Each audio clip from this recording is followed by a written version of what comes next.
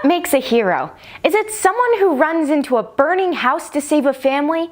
Is it someone in the military, police, or fire department who risks their lives every day? Or is it someone who has no idea that what they do is so heroic?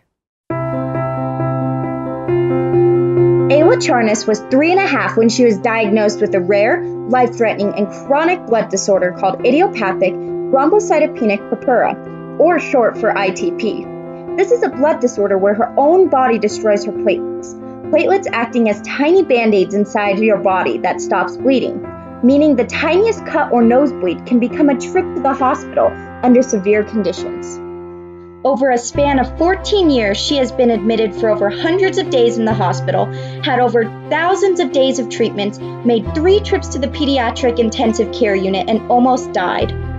Through it all, there are 2 doctors who have been instrumental in her care management, quality of life, and simply keeping her alive. Dr. Taizo Nakano, a pediatric hematologist, and Dr. Elena Shea, a pediatric immunologist, both working at Children's Hospital Colorado.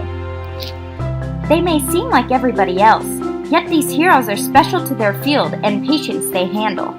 Real interest to do the training was to do oncology. You start studying blood and you see there's a world of blood disorders out there to tackle, a world of life-threatening things that need answers, just like cancer. And so I took on those. I like to think I'm a pretty logical, reasonable person, and immunology, everything tends to be pretty logical. There's event A that leads to event B in a cell that leads to event C. These heroes have seen all types of difficult patients, yet Ayla has shown she is a unique case and has had many complications, teetering on the line of death. Yet Dr. Nakano was able to handle these issues with a calm composure. By the time Ayla started to get older and older and refractory to Band-Aids that we know how to put on ITP, you'd realize she classified herself very early as chronic disease. And that's already, she's under 20% of patients just doing that. And with that population, that 20% population, you can use second-line, third-line therapies. You can obliterate someone's immune system. You can take their spleen out. And she saw it all.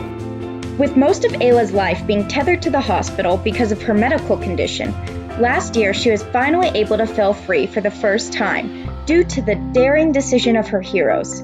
The 2 doctors collaborated to give her the best treatments they found. We know that it's an immunosuppressive drug, and we knew that there is evidence there to think that her immune system was overreacting.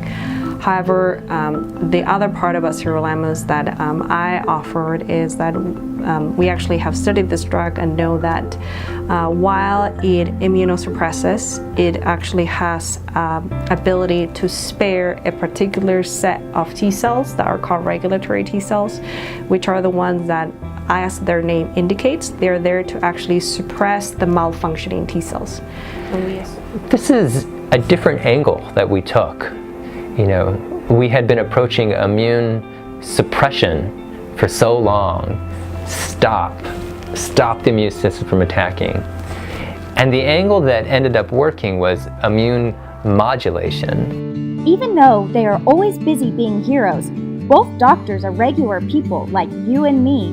Road trips are our jam in our family, and we go on basically explore places off the beaten path with a tour guide, usually avoid the touristy places. I turn to music a lot. Music is a huge component of my day-to-day life. Out where they walk, out where they run, out where they play all day in the sun, wandering free. I wish I could be part of that world. Even though Ayla seems to have a secure hold on her medical condition, it is still far from the end of her journey with her 2 heroes. I hope that she's able to do everything and anything she ever wanted to do.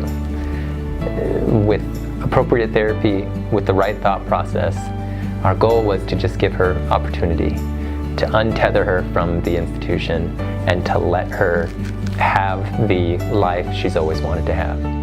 What makes this story so interesting is that I am Ayla Charnas, and I have lived through so much with the help of these doctors. These are my heroes among us, for he saved my life and she gave me a life.